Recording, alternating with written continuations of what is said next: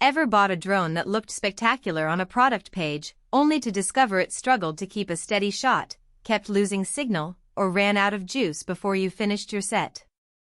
I've talked to a lot of creators who say the same thing. There's a gap between the glossy marketing video and the reality of a day spent hunting for a good angle in a park or trying to capture a sunset over a city skyline. That's why I'm breaking down the DJI Mavic 4 Pro Creator Combo before you decide whether it's worth the investment.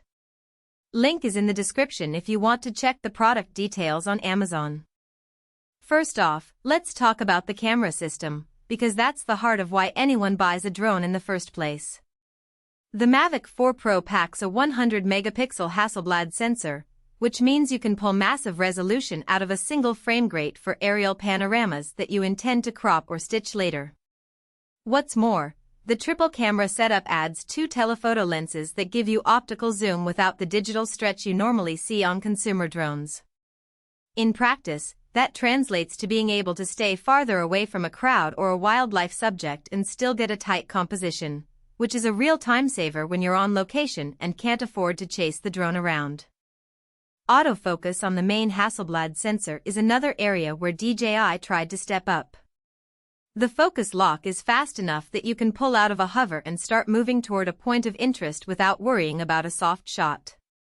In a real-world test, I was flying low over a football field, and the camera locked onto the moving ball within a split second, keeping the subject crisp even as I panned at 30 kilometers per hour. If you've ever been frustrated by drones that hunt for focus and miss the moment, that speed makes a noticeable difference, especially for creators who need reliable tracking for sports or action content. Low-light performance is where the Mavic 4 Pro tries to differentiate itself from the competition. DJI advertises 0.1 lux night vision, and the sensor does indeed gather enough light to produce usable footage after sunset. The HDR video mode lets you capture a wider dynamic range, so you can see both the illuminated streets below and the dark sky above without blowing out the highlights. In a practical scenario, think of a nighttime cityscape or a moonlit beach. This capability means you can get clean footage without having to add a floodlight or rely on post-production tricks. The trade-off is that you'll be pulling more from the battery when the camera runs in HDR mode, which brings us to flight time. The advertised 51-minute flight time is impressive on paper, and under calm conditions you'll see numbers close to that. However, once you start using the dual telephoto lenses, crank up 6K per 60 frames per second HDR video, and keep the active tracking on, the actual time drops to the mid-30s range. That's still longer than many older Mavic models, but it's something to keep in mind if you plan marathon shoots where you need to swap batteries on the fly. On the upside, the DJI RC Pro 2 controller has a built-in screen that shows a clear, low-latency feed, so you're not juggling a phone and a separate remote. The O4 Plus transmission gives you a reliable 30 km video link, which is more than enough for most creative work, and the signal stays solid even when you push the drone to its edgiofrange. Ease of use is a mixed bag. The menu system on the RC Pro 2 is deep enough to let pros tweak color profiles, set up custom flight paths, and adjust the dual camera switching, but it also means there's a learning curve.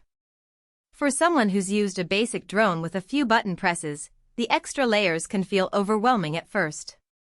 That said, DJI has added a quick start mode that hides most of the advanced settings and gives you a one-button takeoff, automatic obstacle avoidance, and basic active track. If you're a hobbyist looking to step up without diving into every parameter, you can stay in that mode and still benefit from the high-end hardware. Creators who need precise control over exposure, focus points, and camera angles will appreciate the granular menu, but they should expect to spend a few evenings getting familiar with it. Stabilization is where the Infinity Gimbal 360-degree rotation shines. The gimbal can rotate a full circle without any wobble, which is useful for those 360-degree sweep shots where you want to keep the horizon perfectly level while the drone spins.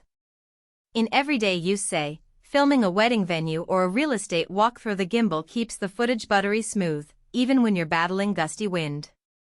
The downside is the added mechanical complexity. A few owners have reported that the gimbal can be a little more sensitive to impact than the simpler two-axis designs on cheaper drones. A modest bump during a landing could cause the system to recalibrate, taking a few seconds before you can resume shooting. Now, who should actually buy this combo? If you're a professional filmmaker, commercial photographer, or a serious content creator who needs top-tier